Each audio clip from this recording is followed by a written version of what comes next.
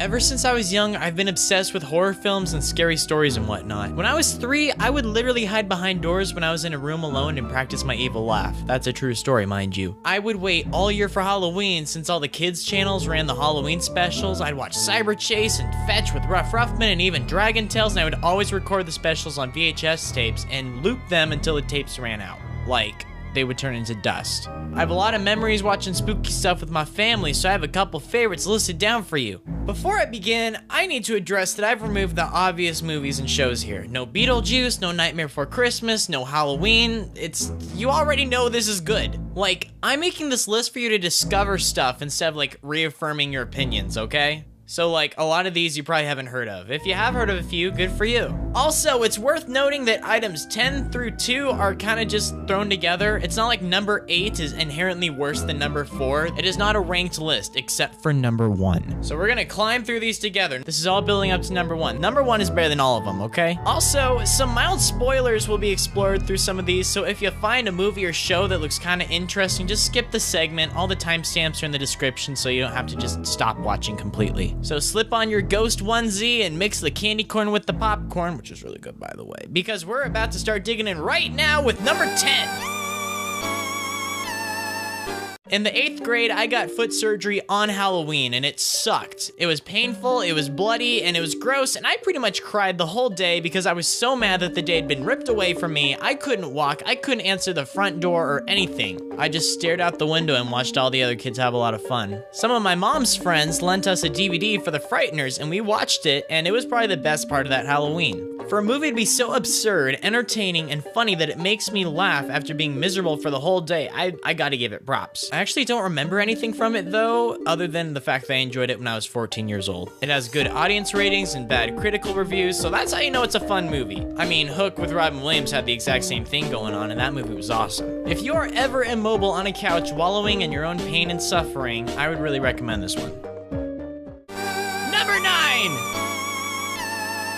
This movie just came out like a month or 2 ago as of the time of making this video, and I loved everything about it. The writing, the acting, the cinematography, the horrific violence against children. It was everything that I wanted it to be, being just true enough to the original to satisfy fans of the novels while still being accessible for new audiences. When I initially saw this movie, we saw it in D-box seats in the theater. That meant that the chairs rocked and moved, which was a totally different experience. Not only were the jump scares loud, they practically threw you around, adding a whole new level of suspense to the experience.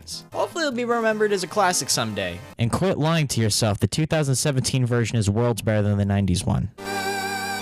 Number 8! Here's a word you don't hear very often, aesthetic. You probably hear that every day if you're an emo kid. This episode looks like Halloween. The sky and the horizon, they're dark, they're pumpkins, they're ghosts, oh, this looks so good. SpongeBob is getting spooked nonstop by his friends, from Squidward to Krabs pranking him, to Miss Puff spooking him, to even Patrick freaking him out by accident. He and Patrick come up with some pretty elaborate prank to pull on the Krusty Krab and scare everyone half to death, until Patrick loses control of SpongeBob and exposes his identity. Everybody starts laughing until the real Flying Dutchman appears and expresses how disgusted he is that everyone is exploiting his likeness for cheap Halloween gags and smearing his reputation among other sea creatures. This is oddly relevant right now, whoa. As punishment, the Dutchman threatens to take everyone's souls and then he takes away SpongeBob's costume and then he panics at the sight of SpongeBob's brain. See, he had this weird idea to cut off the sides of his head to make his head more round since, you know, ghost heads are round, and that kind of freaks everyone out in the room. So why should you watch this despite the fact that I just told you the entire episode? Simple. The artwork is outstanding. I love how much this looks, and I love how it plays out. It's simple, it's fun, it's ironic, and it's spooky, and it's everything that I want from a Halloween special. It's radical.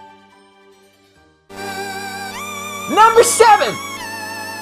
This movie is so awesome! How come nobody talks about it anymore? My dad took me to see this when I was 7 years old in the theaters and it scared me half to death. It was so much more loud and dark and scary than I was anticipating, and I loved every single second of it. This movie is so much better than it has any right to be. Not only is it smart, witty, scary, but it also has a lot more heart and soul than a lot of animated movies, period. It's mature and it takes its subject matter oddly seriously. I mean, you know, an evil house that eats people. Since they take it seriously, you start to take it seriously too. They put the house sleep with a masked vacuum cleaner full of sleep medicine. This is a real and crucial plot point in the actual film. And if you were to concentrate everything that makes Halloween awesome, it would probably look a lot like this movie. There's adventures, there's scares, there's friends, and crawling around the neighborhood late at night. I love that. I love this film. Please rent it. Number 6.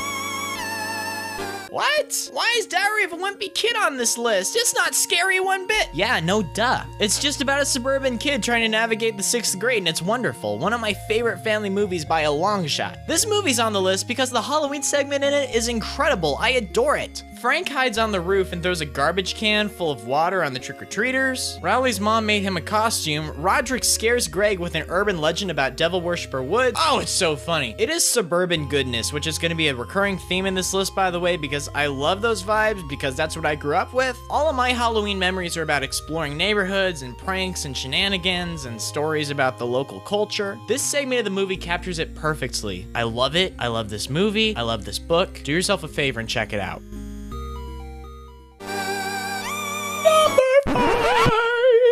There's no way that's gonna make it in the final cut of the video. I love the Garfield TV specials. I love the Garfield and Friends series. This is not real Garfield, mind you. This is. Whenever I'm babysitting some kiddos, I bring over all of my Garfield DVDs, and I found myself laughing a lot harder than they do because these are still hilarious. They are worlds better than the comics. What's really cool about Garfield's Halloween Adventure is that it lives up to its name. It's divided into 3 segments. The first is about Garfield, the second is about Halloween shenanigans, and the final one feels like a legitimate adventure. Garfield's Halloween Adventure. Oh, I get it. Garfield wakes up on Halloween to discover that he can go trick-or-treating and score some candy. He throws together a pirate costume and takes on the neighborhood. When he decides to travel down the river and stop by some more houses, he and Odie lose their way and they end up being left behind on a cursed island. By the way, this old guy was like the scariest thing ever as a kid. Ah, this is more like it. Remember that comment about suburban goodness I made like 3 seconds ago? That's still relevant. This looks wonderful, and it has like a great pumpkin vibe about it. It's great, and it's one of my all-time favorites. Number 4! Do you remember Alvin and the Chipmunks? Not this, but this! This is real Alvin and the Chipmunks, and I love these. These were so much fun as a kid, and Alvin and the Chipmunks Meet the Wolfman was like my favorite Chipmunks movie. My favorite genre in film has to be called 80s Strange Invaders. I just made that up right now. Neighborhood kids band together in a small town and deal with an alien or a monster or some other villain. Movies like Goonies, Super 8, Stranger Things, Gremlins, The Monster Squad, E.T., Midnight Special, just, such good movies. It's like a weirdly specific classification, but like, it totally exists. These movies are a lot of fun because they remind me of being a kid again. And there's always an even mix of action, effects, and spooks too. I think that's why I enjoyed 2017's It so much. That counts as like an 80s Strange Invader movie, by the way. Alvin and the Chipmunks Meet the Wolfman is kind of like a Strange Invaders film in a way. It's packed to the brim with a lot of adventure, silly October vibes, and just, heck, it's so nostalgic. Like, the Wolfman moves next door, that's awesome. And now Theodore's a werewolf? What? Alright, so if he's like half human, half chipmunk, half werewolf, that's 150% what the heck, dude.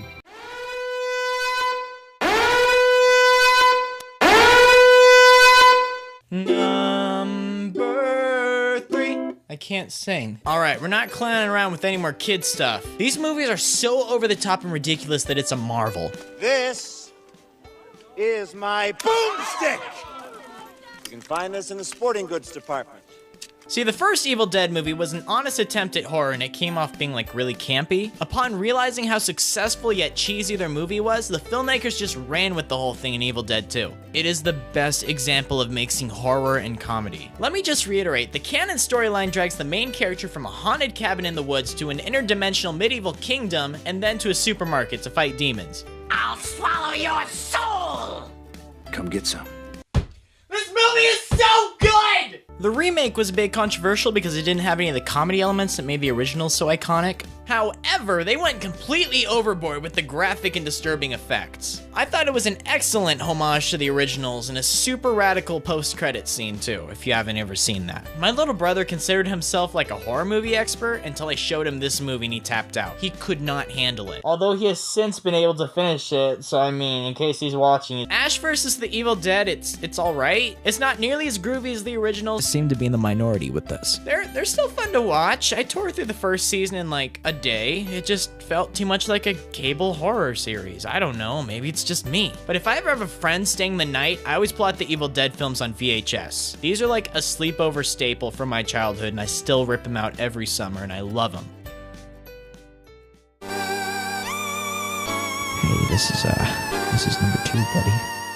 The Addams Family movie, excellent. The Addams Family values, stupendous, flawless, excellent. They took everything that was already good about the great Addams Family movie and they just tripled it for the sequel. This movie is so funny, it's so clever, it's so witty, and it's so iconic that I consider it one of my favorite films of all time. Make this official. I want the Blu-ray copy in my coffin when they bury me in case Eternal Oblivion has like an entertainment center, because I can sit through this puppy over and over and over and over. And so let's just look back on all the Halloween films and decipher what was so great about them and why I'm picking my number 1 spot. In case it's not apparent, I love suburban adventure vibes, I like camaraderie with kids hunting down ghouls, a good art direction is super important to me. What film could possibly encapsulate all these qualities? It's this one, it's really good. Directed by Michael Dowtry, I don't know, he even made Krampus. Trick or Treat is the ultimate Halloween movie. It is a tradition in my house. I even watch it during July when I'm feeling nostalgic for spooky season again. It's like a horror version of Pulp Fiction. It has intertwining narratives and they influence one another. There are a ton of horror tropes that are explored in this movie and it's hilarious. Slasher, strange invaders, home invasion. Did I mention that I adore Trick or Treat? This movie is so clever, it's so ironic, while simultaneously having some pretty shocking and horrific imagery, particularly directed towards children. Like, a lot of kids die horribly in this movie. And oh my god, look at that art direction! This dude gets Halloween. This is what it looks like. This is what it feels like. Everything is so spot on, and it's a perfect mix of lighthearted with evil. This movie has achieved cult status, and for a good reason. I love the lore, I love the characters, it is bragging for a massive fan base because it totally deserves it. Plus, the director himself is working on a sequel. Get on top of it, dude, I want more of this! Please watch this movie, do yourself a favor, have a party, buy some candy, watch this with your friends, maybe send me a picture of it on Twitter. Oh snap, transition to all the YouTubey stuff. On top of sending me a picture of your sick party on Twitter, maybe you should follow me there too. And you should probably subscribe on here, yo. I'm doing a lot of spooky, scary Halloween content all month. There may or may not be a super radical collaboration with the King and Queen of Losers coming up, so you should definitely get familiar with them before, you know, I drop the sick video this month. Wow, that was actually pretty brief. Thank you so much. Remain savory, cuties. I'll see you next week.